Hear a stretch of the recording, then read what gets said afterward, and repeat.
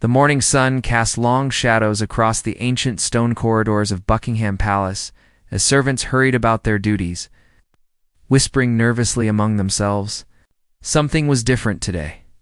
The air felt heavy with anticipation, as though the very walls knew that history was about to unfold in the most unexpected way. Queen Camilla walked through the East Gallery with her usual composed elegance, her heels clicking against the polished marble floors. She wore a cream-colored suit with pearl accessories, her signature style that had become familiar to the public over the years. Nothing in her demeanor suggested she had any idea what awaited her in the throne room ahead. Inside the private chambers, King Charles sat with his head in his hands, surrounded by his most trusted advisors and legal counsel. Documents were spread across the mahogany table, each one more damning than the last. For months, a secret investigation had been underway, one so sensitive that only a handful of people in the entire kingdom knew about it. The discovery had shaken Charles to his core, threatening not just his marriage, but the very foundation of the monarchy itself. He had wrestled with the decision for weeks, barely sleeping, hoping against hope that the evidence would somehow prove false. But every new piece of information only confirmed what he desperately wished wasn't true. The investigation had begun almost accidentally. 6 months earlier, when a junior accountant in the royal treasury noticed irregularities in several charitable foundation accounts. At first, it seemed like simple clerical errors, the kind of mistakes that happen in any large organization. But when the accountant dug deeper, following the paper trail with growing alarm, she discovered a pattern of systematic theft that stretched back nearly a decade. Money meant for children's hospitals, veterans programs, and disaster relief had been quietly diverted into private accounts. The amounts were staggering, running into tens of millions of pounds. What made the discovery even more shocking was where the trail led. The accountant brought her findings to her supervisor, who immediately escalated it to the keeper of the privy purse. Within hours, the matter landed on the desk of the king's private secretary. When they traced the digital signatures and authorization codes, they all pointed to one person, Queen Camilla. At first, everyone assumed it must be identity theft or some elaborate frame job.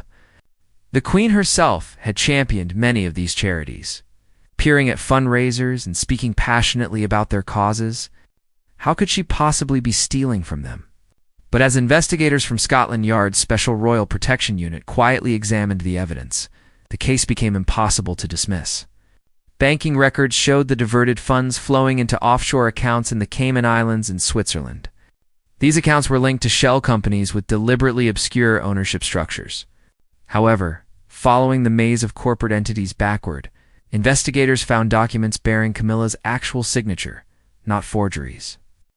Security footage from various banks showed her meeting with financial advisors who specialized in hiding assets from tax authorities and public scrutiny.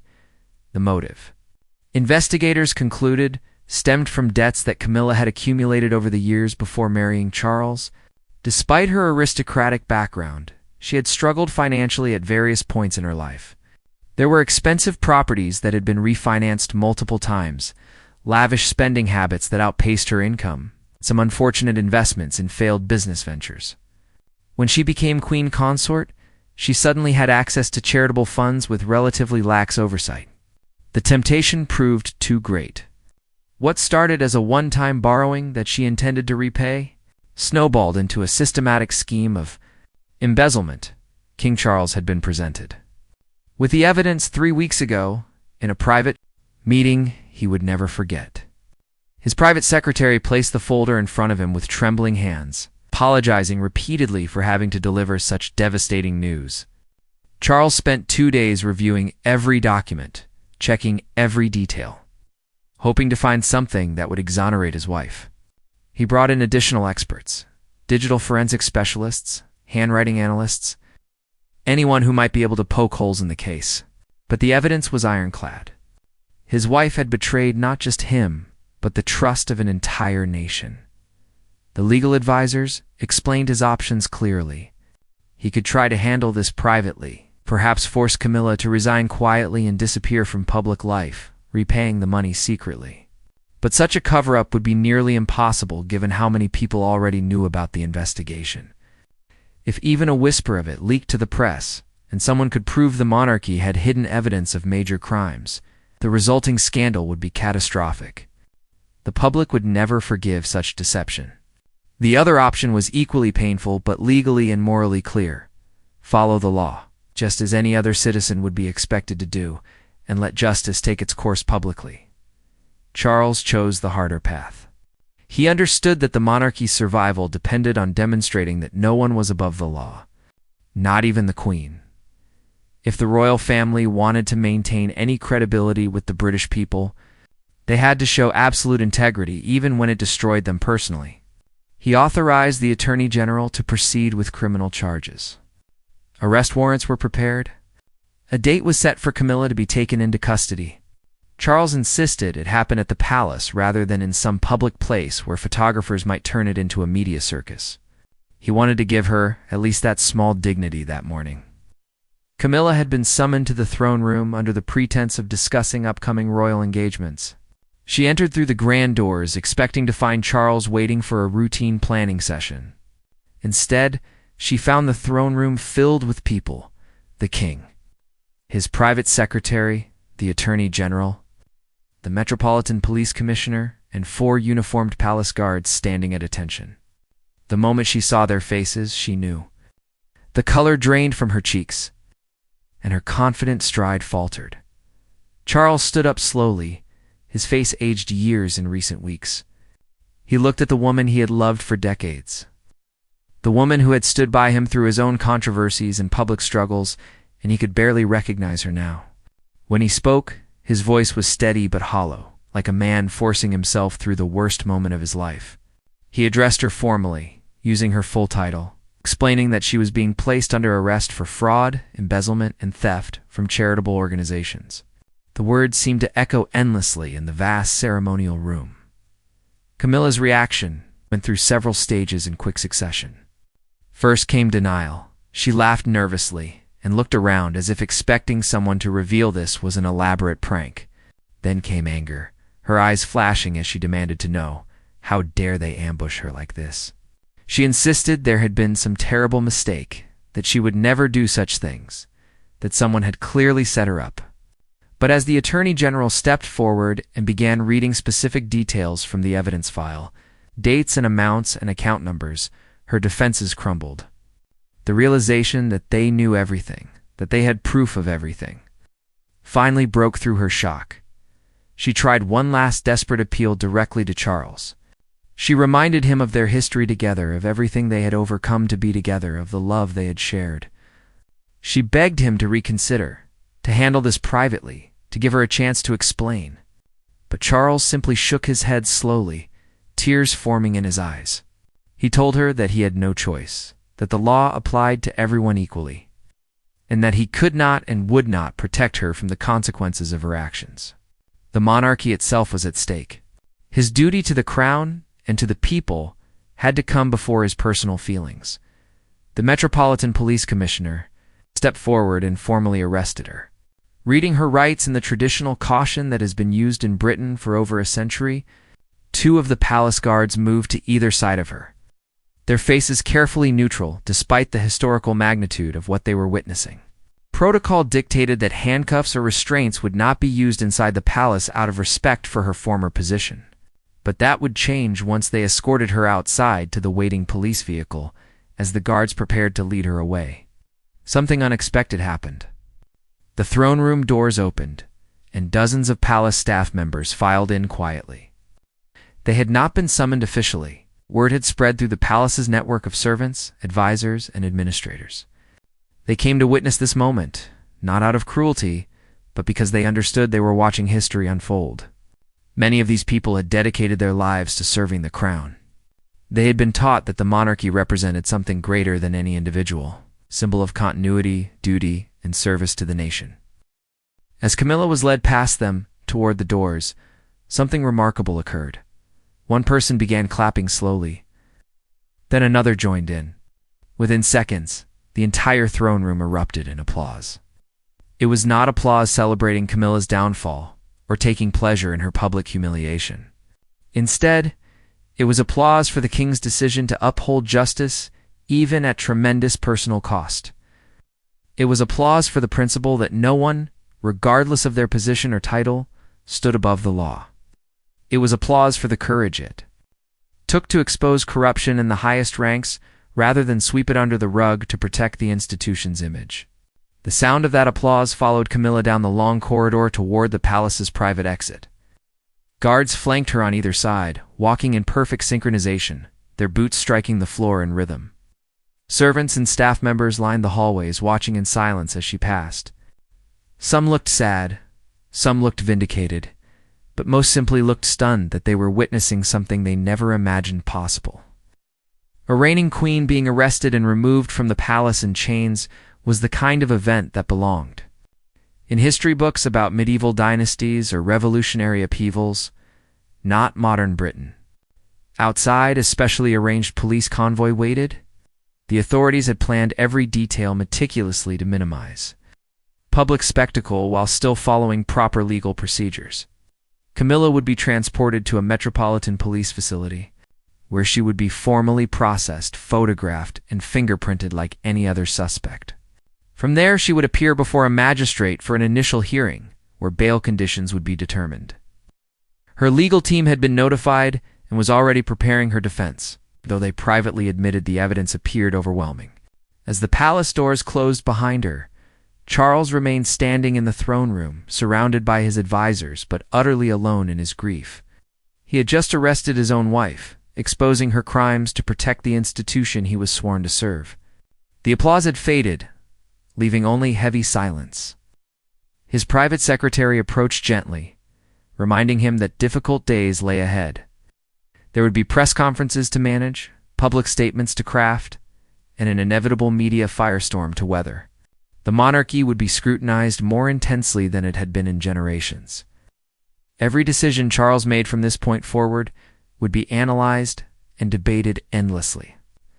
But in that moment, standing in the throne room where centuries of British monarchs had made their own difficult choices, Charles felt a strange sense of clarity. He had done what was right, even though it destroyed him personally.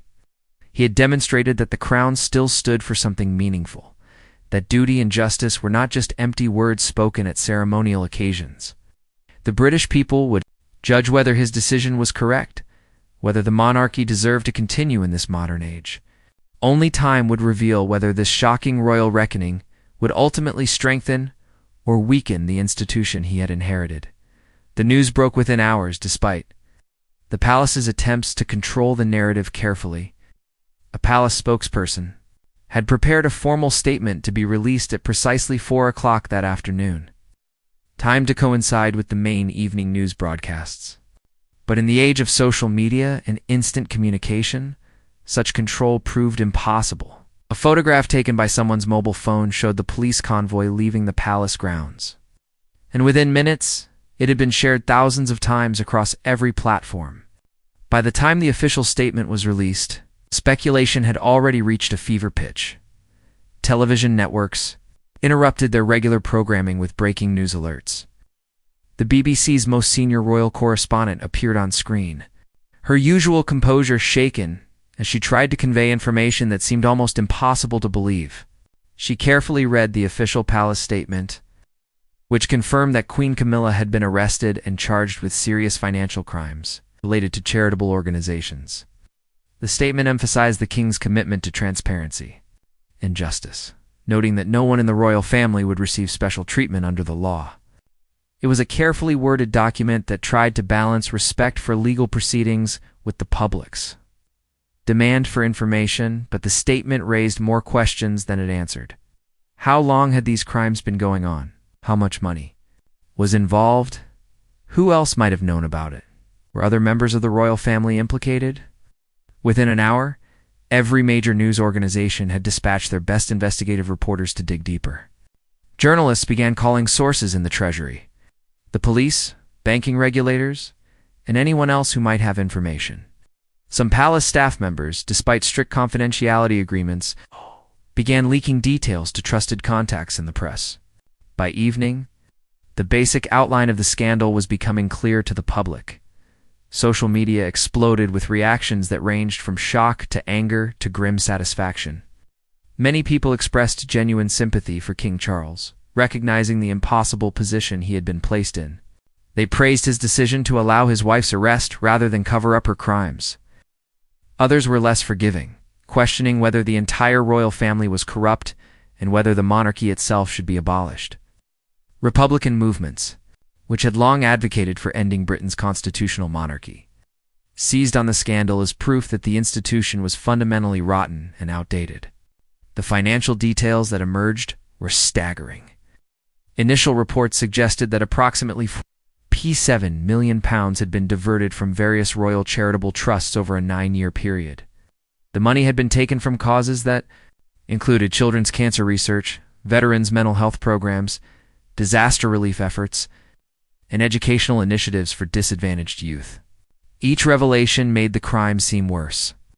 These were not abstract corporate accounts, but funds donated by ordinary people who believed they were helping vulnerable populations.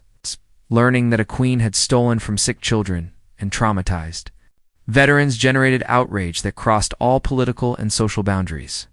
Camilla's first court appearance was scheduled for the following morning at Westminster Magistrates' Court. Security preparations for this event were unprecedented. The authorities expected massive crowds, both protesters angry about her crimes and royal supporters wanting to show solidarity. Barricades were erected around the courthouse, and hundreds of additional police officers were deployed. Media organizations from around the world sent camera crews, recognizing this as one of the most significant royal scandals in British history. Some journalists made comparisons to the abdication crisis of King Edward VIII in 1936, though others argued this was far more serious since it involved actual crimes rather than merely controversial personal choices. That night, Camilla sat in a holding cell at a secure metropolitan police facility, experiencing a form of existence she had never imagined possible. The cell was clean but sparse, containing only a narrow bed with a thin mattress, a small toilet, and a sink. The walls were painted a dull institutional green, and fluorescent lights hummed constantly overhead. She had been given a plain gray tracksuit to wear instead of her designer clothes. Her jewelry, including her wedding ring, had been inventoried and stored according to standard procedures. She was now prisoner 2719, just another suspect awaiting trial. Sleep was impossible. Her mind raced through the events of the past several years, examining the decisions that had led her to this catastrophic moment. She thought about the first time she had diverted funds, convincing herself it was just a temporary loan to solve an urgent personal financial crisis. She had genuinely intended to pay it back, or so she told herself. But once that line had been crossed, it became easier to cross it again and again. The accounts she controlled had such poor oversight that she had convinced herself no one would ever notice. The charities still functioned, still helped people, so what real harm was being done? These were the rationalizations she had used to silence her conscience. Now, sitting in a cell with nothing but time to think, those justifications seemed pathetically weak. She had stolen from sick children. She had taken money meant for soldiers suffering from PTSD. She had diverted disaster relief funds while publicly appearing at galas pretending to care about those very causes. The full weight of her actions crashed down on her in waves of shame and regret. She thought about Charles, imagining the pain and betrayal he must be feeling. Their relationship had survived so many challenges, so much public scrutiny and criticism. They had waited decades to finally marry, enduring endless judgment about their affair during his marriage to Diana, and now she had destroyed everything they had built together. Meanwhile, at Buckingham Palace, Charles was dealing with his own torment.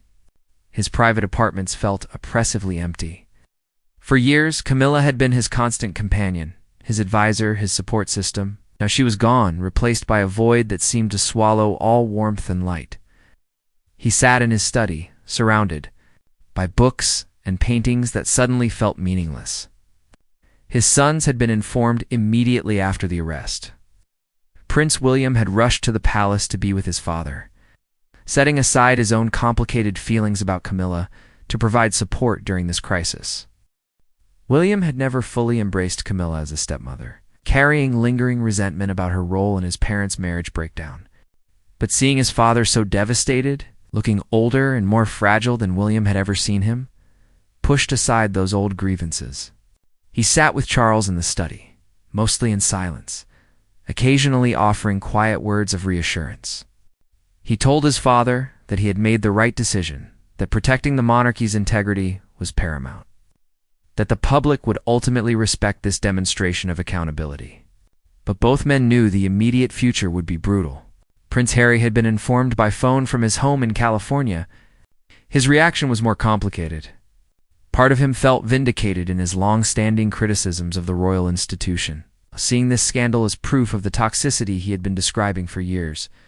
But another part of him felt genuine concern for his father, despite their strained relationship.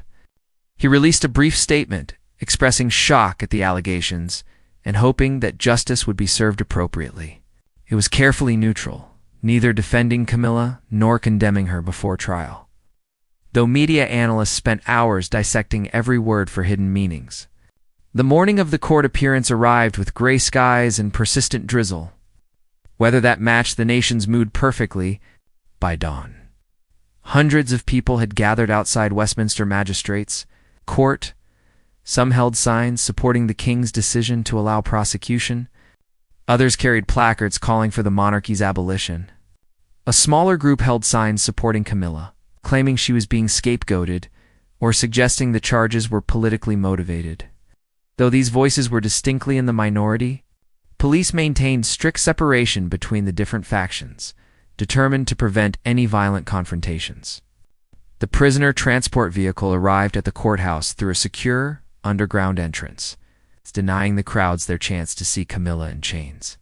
This was a deliberate decision by authorities who wanted to maintain order and dignity. Despite the extraordinary circumstances, inside the courtroom, which had been cleared of public spectators for security reasons, only essential legal personnel, court staff, and a small pool of accredited journalists were permitted. The proceeding would be filmed by official court cameras, the footage released afterward to satisfy public interest while preventing the courtroom from becoming a circus. When Camilla entered the courtroom, the journalists present were struck by her transformation. The poised, elegant woman who had represented the monarchy at countless public events was gone.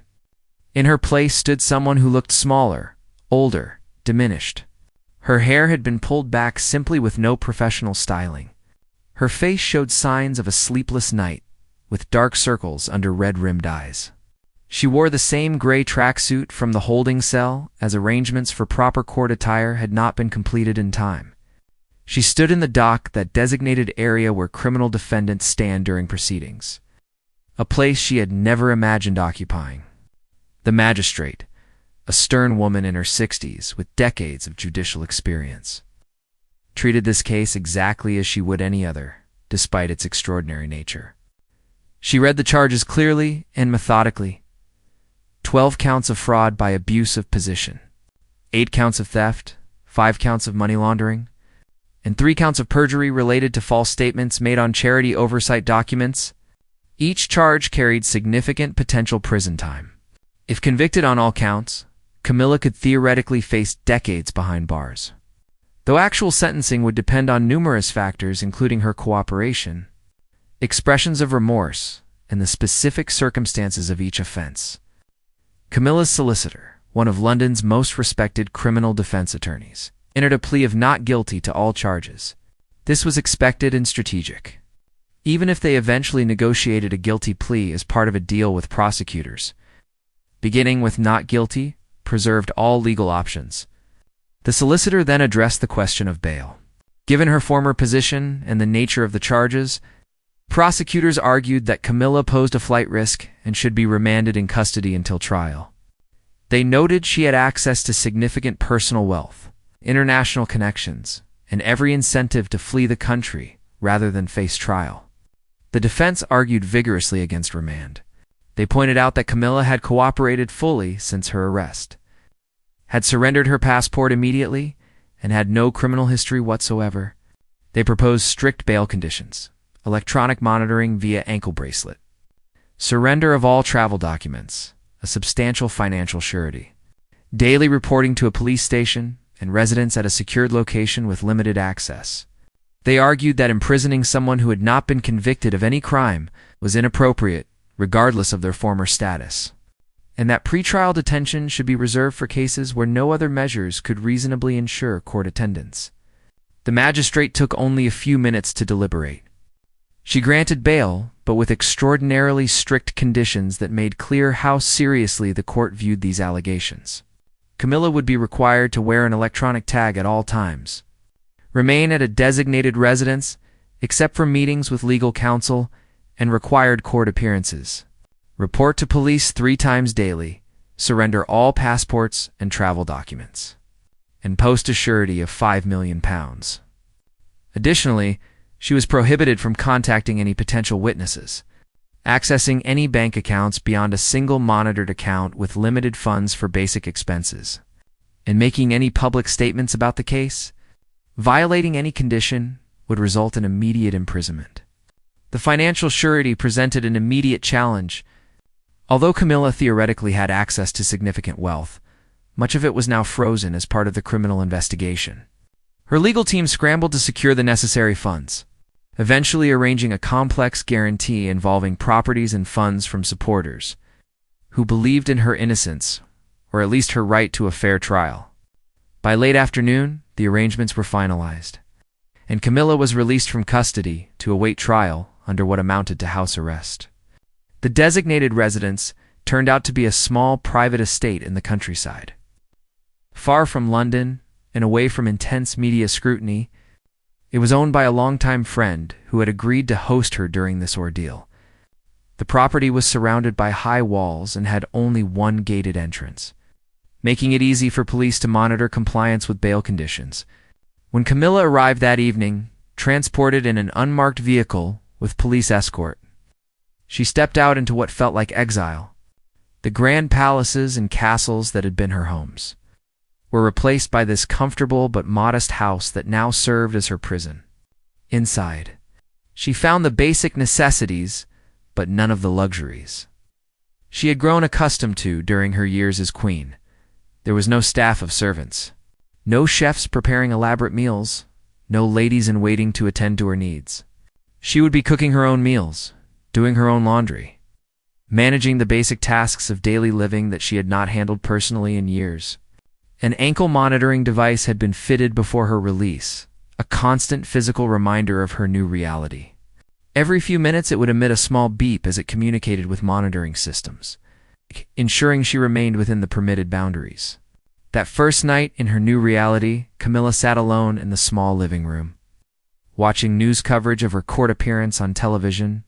Commentators analyzed every aspect of the proceedings, speculating endlessly about the evidence, her chances at trial, and what this meant for the monarchy.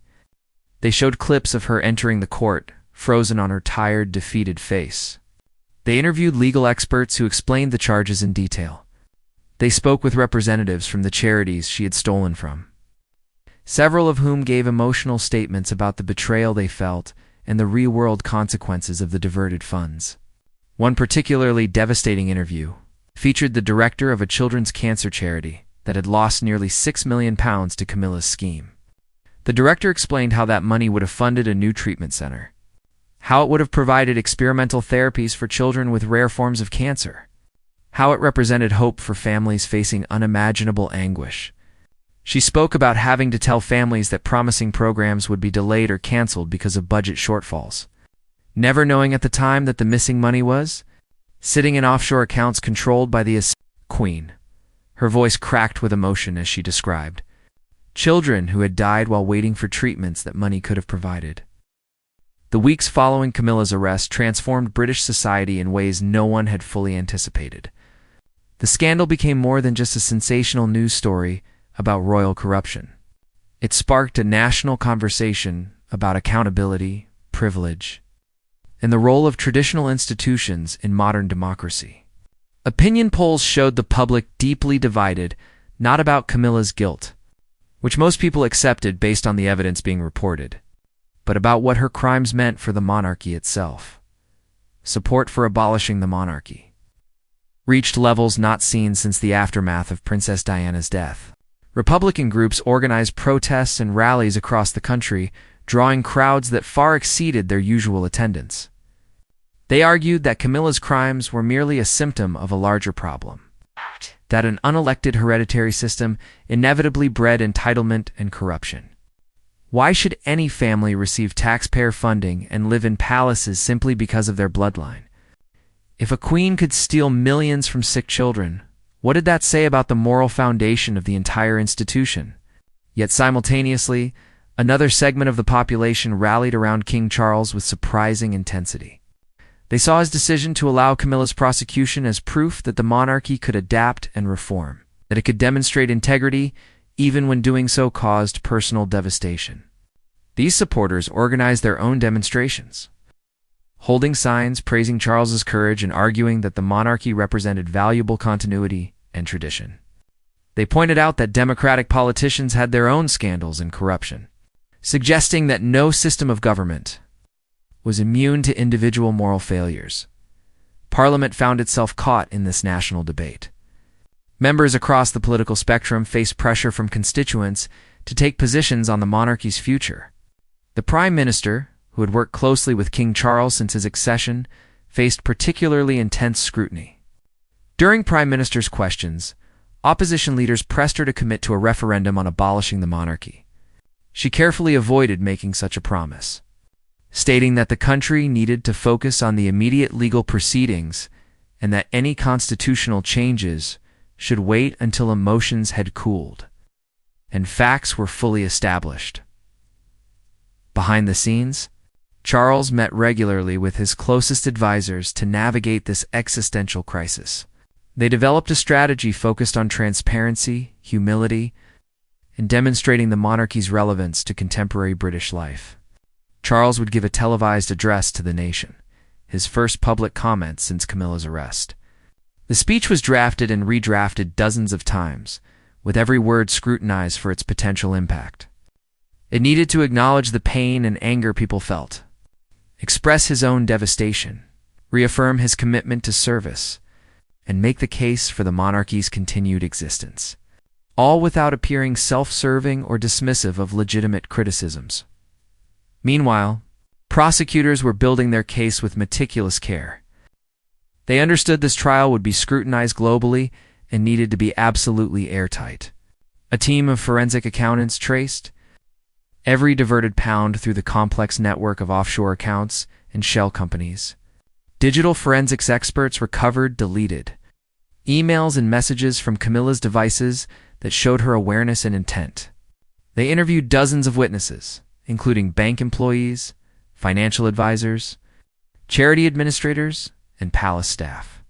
Each piece of evidence was verified multiple times to eliminate any possibility of error or challenge.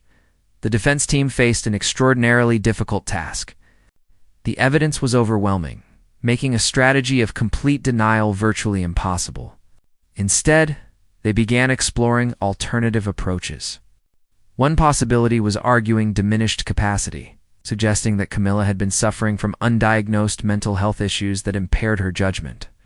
Another was emphasizing her lack of criminal history and portraying these actions as an aberration, caused by extraordinary pressure and stress.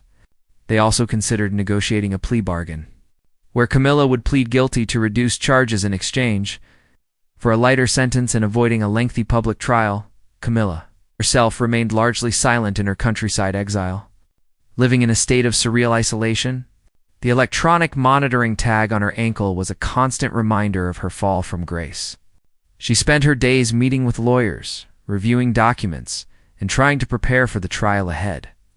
Her sleep was plagued by nightmares, waking visions of courtrooms and prison cells. She had lost weight, her clothes hanging loosely on a frame that seemed to shrink daily under the burden of shame and anxiety. Visitors were strictly limited under her bail conditions, but her legal team secured permission for occasional supervised visits from a few close friends. These visits were painful for everyone involved. Her friends struggled to reconcile the woman they had known, someone who had seemed genuinely passionate about charitable work, with the person who had stolen from those same causes. During one particularly emotional visit, an old friend confronted her directly, asking how she could have done such things. Camilla broke down completely, sobbing that she didn't know. that it had started small and spiraled out of control, that she had convinced herself she was just borrowing temporarily. Her friend left feeling unsatisfied with these explanations. Recognizing them as the inadequate justifications they were, Charles never visited.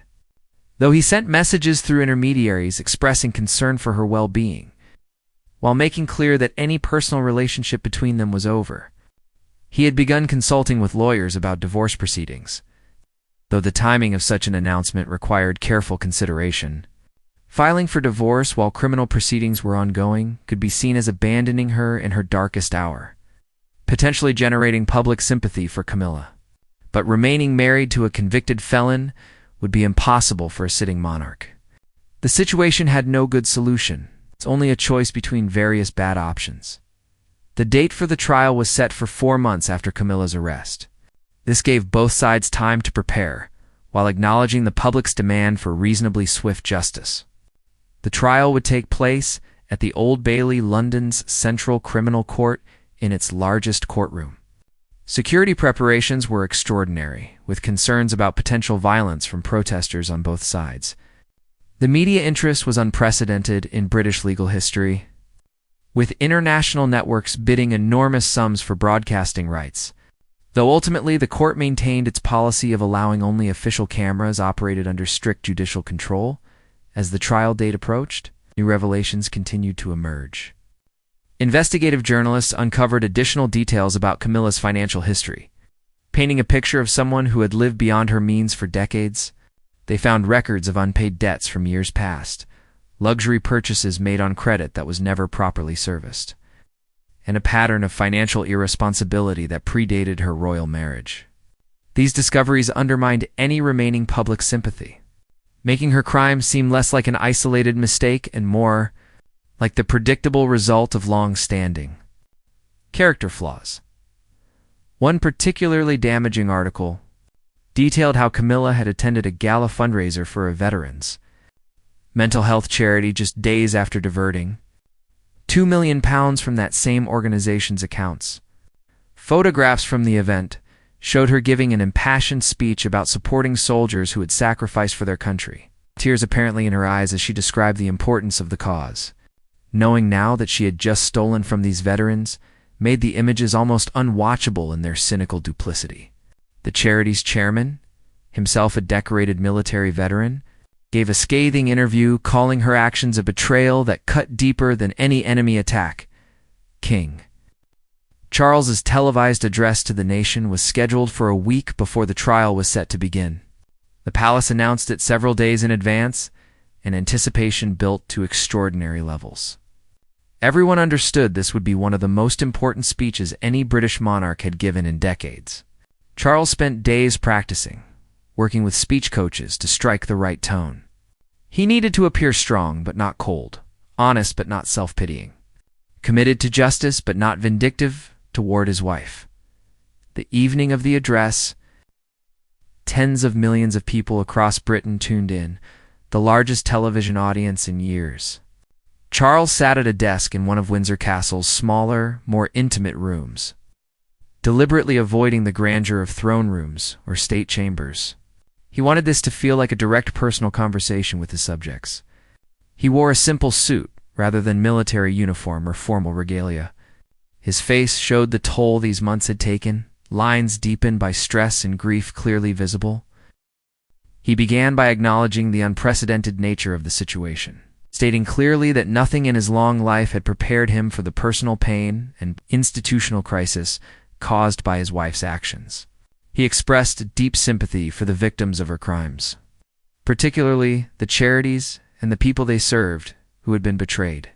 He spoke about receiving letters from families who had donated to these causes in good faith, believing they were helping vulnerable populations only to learn their money had been stolen.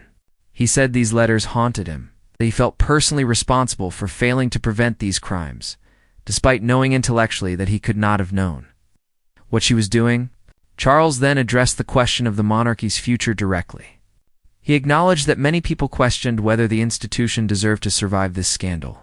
He did not shy away from this criticism or dismiss it as merely Republican propaganda. Instead, he engaged with it seriously, conceding that the monarchy had to earn its place in modern Britain through service and integrity, not simply claim it through tradition. He argued that his decision to allow Camilla's prosecution demonstrated the monarchy's commitment to accountability and equality under law. He spoke about the values that had guided him throughout his life, his belief in duty over personal comfort, service over privilege, and responsibility over rights. He admitted he had failed in some ways, failed to see what was happening under his own roof, failed to ensure proper oversight of charitable funds, failed to protect institutions he was sworn to defend. But he pledged to learn from these failures, to implement reforms that would prevent any similar future betrayals, to dedicate whatever time he had left as king to rebuilding public trust. The speech's most powerful moment came near the end when Charles spoke about personal accountability. He said that he had considered whether he should abdicate, whether his association with Camilla's crimes made him unfit to continue as monarch. He revealed that he had discussed this possibility seriously with his advisors and with Prince William. Ultimately, he had decided that abdicating would be the easier path, but not the right one. Running away from this crisis would solve nothing. Instead, he would stay and face the consequences, work to repair the damage, improve through actions rather than words that the monarchy could still represent something meaningful. He closed by asking the British people for a chance to demonstrate that the values the monarchy claimed to represent, duty, service, integrity, and sacrifice, were real and not just empty rhetoric. He acknowledged that words were cheap and that only sustained action over time could rebuild trust. He thanked those who had supported him during this impossible period and said he understood and respected those who had lost faith in the institution. He promised that regardless of what happened in the trial ahead, he would work every remaining day of his life to deserve the position he held. The immediate reaction to the speech was intense and divided. Polls taken in the hours afterward showed a slight uptick in support for the monarchy, suggesting Charles had succeeded in making his case to at least some skeptics. Media commentators generally praised the speech's honesty and emotional authenticity. Though Republican voices dismissed it as a calculated public relations maneuver, social media exploded with debate, with hashtags both supporting and opposing the monarchy trending simultaneously. The speech's impact extended beyond Britain's borders. Foreign leaders and heads of state, many of whom had met Charles over his decades in public life, sent messages of support. Some Republican governments, which had watched Britain's royal family with a mixture of bemusement and envy over the years, saw vindication for their own political systems. Constitutional monarchies in other countries watched nervously, wondering whether Britain's crisis would fuel Republican sentiment in their own nations. As the trial date arrived, security in London reached levels typically seen only for major international summits. The area around the Old Bailey was locked down, with checkpoints established blocks away. Thousands of police officers were deployed across the city. Intelligence services had identified potential threats from extremist groups on both sides of the political spectrum. Everyone understood that this trial represented a pivotal moment not just for one woman or one family, but for the entire concept of constitutional monarchy in the 21st century. The night before the trial began, both Charles and Camilla sat awake in their separate locations, each contemplating the morning ahead.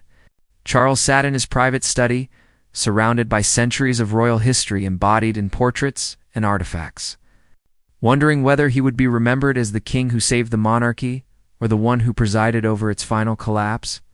Camilla sat in her countryside prison, staring at legal documents she had read hundreds of times, knowing that her life, as she had known it, was over, regardless of the trial's outcome. The only question remaining was how completely she would be destroyed and how many others she would take down with her. The morning the trial began, London woke to a strange mixture of anticipation and dread. Streets around the Old Bailey were eerily quiet despite the massive security presence. As authorities had established wide cordons that kept ordinary traffic and pedestrians at a distance, only accredited journalists, legal personnel, and specifically authorized individuals were permitted within several blocks of the courthouse.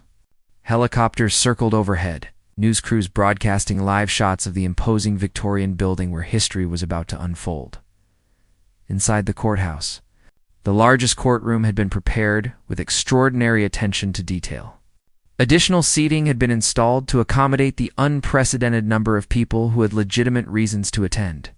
Representatives from each of the affected charities were given priority seating, their presence serving as a constant reminder of the real-world impact of the crimes being prosecuted. A section was reserved for family members, though it remained unclear whether anyone from the royal family would actually attend. The press gallery was packed with journalists from around the world, their laptops and recording devices ready to capture every moment. Camilla arrived through the secure underground entrance. Transported in an armored vehicle surrounded by police motorcycles, she had been allowed to dress appropriately for court, wearing a simple navy suit that her legal team had selected specifically to project humility and respect for the proceedings. Gone were the designer labels and expensive jewelry that had once defined her public image. Her hair was styled simply, her makeup minimal. She looked like someone trying to disappear rather than command attention. A dramatic reversal for a woman who had spent years in the spotlight. When she entered the courtroom and took her place in the dock, the weight of the moment was palpable. This was no longer the queen who had attended state dinners and royal ceremonies. She was now simply defendant Parker Bowles, facing serious criminal charges like any other accused person. The judge, Lord Justice Morrison, was known for his stern demeanor and absolute commitment to proper legal procedure. He had made clear in preliminary hearings that this case would be conducted with the same standards as any other. Without special treatment or consideration for the defendant's former status, the prosecution team was led by Dame Helen Richardson, one of the country's most accomplished barristers. She had built her reputation on complex financial crime cases and had never lost a prosecution this significant. In her opening statement, she laid out the case with devastating clarity. She described how over a period of 9 years, Camilla had systematically diverted funds from royal charitable trusts, establishing a sophisticated network of shell companies and offshore accounts to hide the stolen money. She explained the elaborate authorization codes and digital signatures that prove the defendant's personal involvement in each transaction. Dame Helen walked the jury through specific examples, choosing cases that would resonate emotionally while demonstrating the clear pattern of criminal behavior. She described how £3 million, intended for a children's cancer research program, had been diverted just weeks before.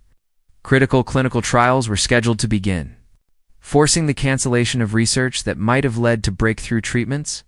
She detailed how funds meant to provide counseling services for combat veterans suffering from PTSD had disappeared, leaving soldiers in desperate need without support.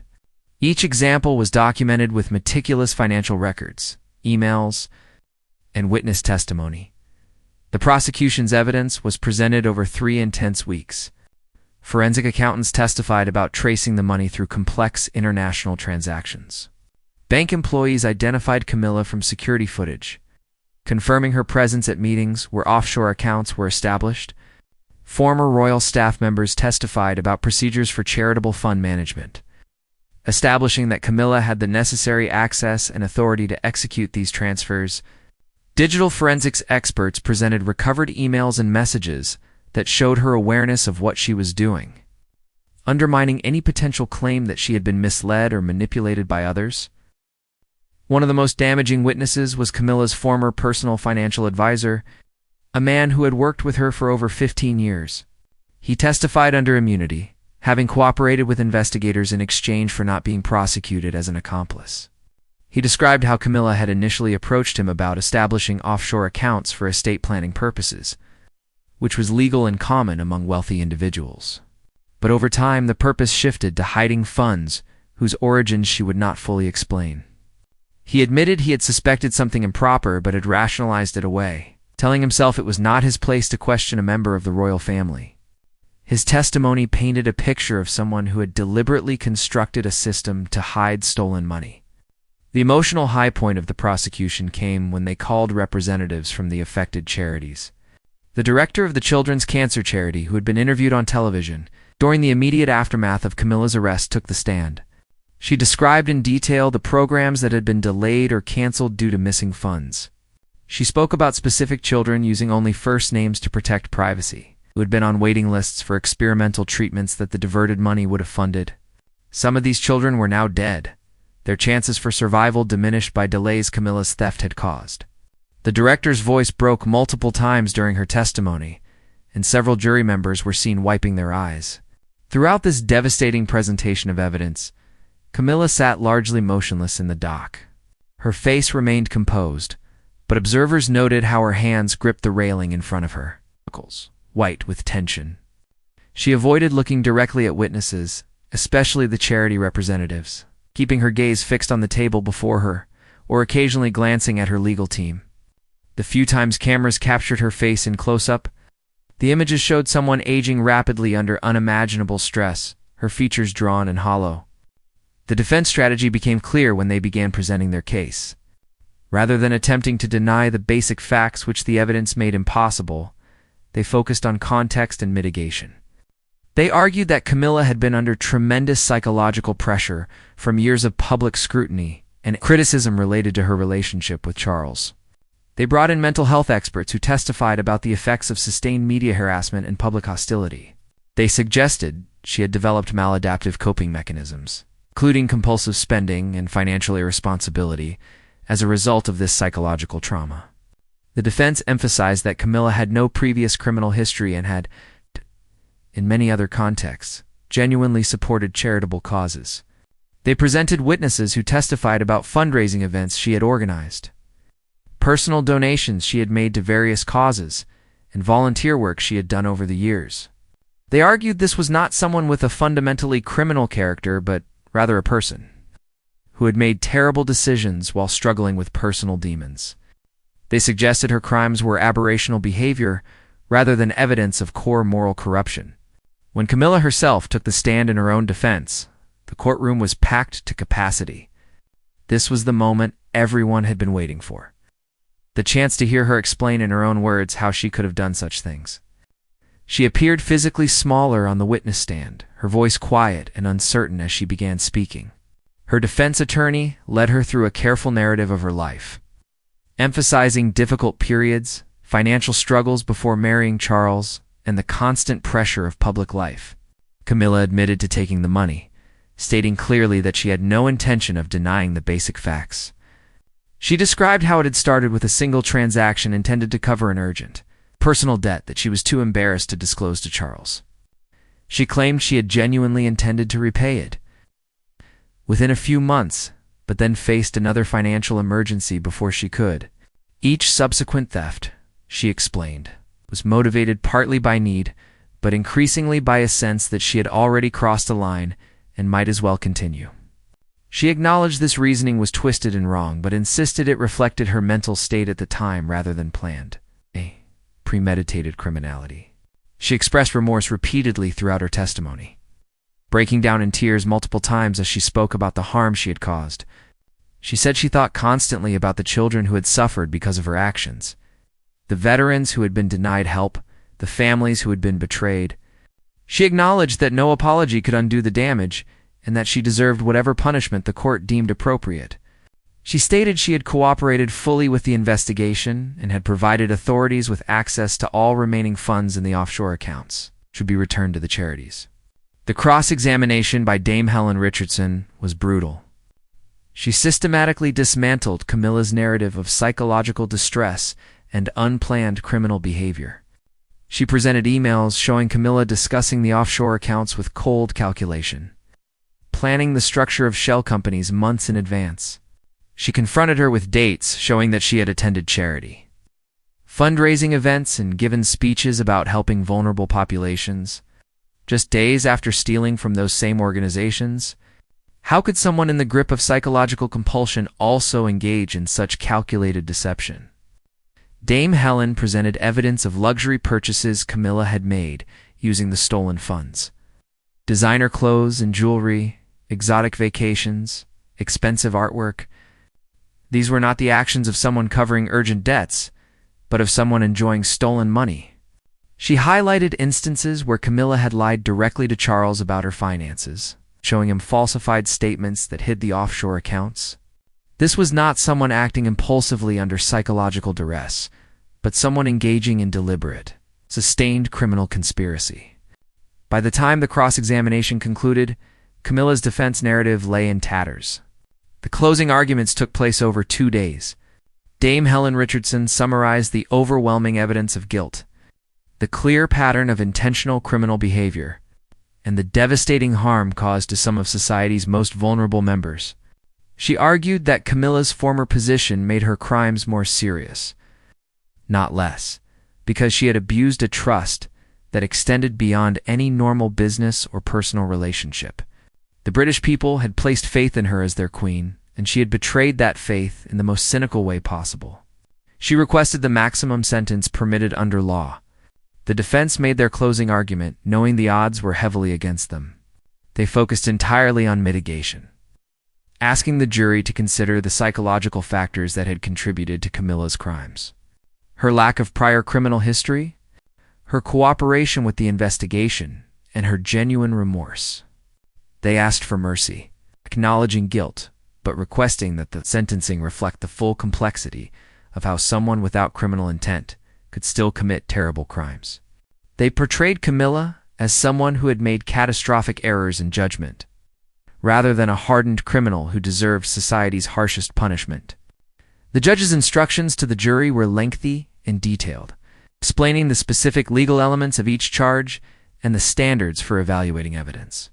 He reminded them to consider only the facts presented in court, not their personal feelings about the monarchy or anything they had read in the press.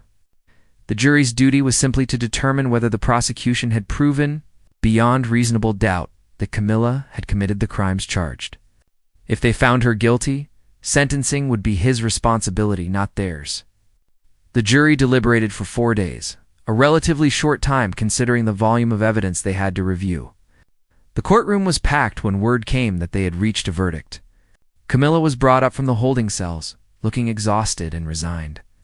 Her legal team sat beside her, their faces carefully neutral, but betraying hints of the outcome they expected. Representatives from the affected charities leaned forward in their seats. Journalists prepared to transmit the verdict instantly to a watching world. The jury foreman stood and delivered the verdicts one by one. Guilty on all counts of fraud. Guilty on all counts of theft. Guilty on all counts of money laundering. Guilty on all counts of perjury. Camilla showed no visible reaction as each verdict was read, though observers close to the dock said they could see her shoulders slump slightly with each successive guilty finding. When the final verdict was delivered, she simply closed her eyes briefly before reopening them to stare straight ahead at nothing in particular. The judge scheduled sentencing for 2 weeks later, allowing time for victim impact statements to be prepared and for both sides to present arguments about appropriate punishment. Camilla's bail was revoked, immediately given her conviction on all charges. She was taken into custody right there in the courtroom, guards moving to either side of her as they had at the palace months earlier. This time there was no polite escort to a waiting vehicle, but rather the standard procedure for any convicted felon, handcuffed, led through the courthouse to a secure transport vehicle, and driven to Bronzefield Prison, a women's correctional facility. The public reaction to the verdict was swift and overwhelming. For many people, the guilty verdicts brought a sense of vindication, proof that justice could still be served regardless of someone's former status or position. Crowds gathered outside the Old Bailey, some celebrating the verdict, while others stood in somber reflection on what it meant for the country. The news dominated every broadcast, every newspaper, every social media platform. Analysis and commentary flowed endlessly, discussing what the conviction meant for the monarchy, for British society, for the concept of accountability in positions of power. King Charles released a statement within hours of the verdict. It was brief but powerful, expressing his acceptance of the jury's decision and his respect for the legal process. He acknowledged the pain felt by the victims of these crimes and pledged that the royal family would work to ensure appropriate compensation was provided to the affected charities beyond simply returning the stolen funds. He announced the establishment of an independent commission to review all royal charitable organizations and recommend reforms to prevent any similar future abuses. He made no comment about his personal feelings regarding Camilla, maintaining the dignified silence he had maintained throughout the trial. The sentencing hearing 2 weeks later was, if anything, even more emotionally intense than the trial itself. Victim impact statements were read, some by the charity representatives themselves and others submitted in writing. A mother whose child had died of leukemia while on a waiting list for experimental treatment wrote about her rage and grief, about feeling that her daughter's death was not just a tragedy, but a preventable injustice. A veteran suffering from PTSD described how the lack of available counseling had pushed him to the brink of suicide, how he had felt abandoned by the very institutions that had sent him to war. Each statement added to the crushing weight of harm Camilla's crimes had caused. Lord Justice Morrison delivered his sentencing decision with stern gravity. He acknowledged the mitigating factors the defense had presented, but stated clearly that they paled in comparison to the severity of the crimes. He emphasized that Camilla had held a position of extraordinary trust and had betrayed that trust systematically over many years. She had stolen from the most vulnerable members of society while simultaneously pretending to champion their causes. He noted that her cooperation with the investigation and expressions of remorse, while appropriate, could not undo the harm she had caused or fundamentally change the nature of her crimes. He sentenced her to 14 years imprisonment to be served in a standard correctional facility with no special accommodations.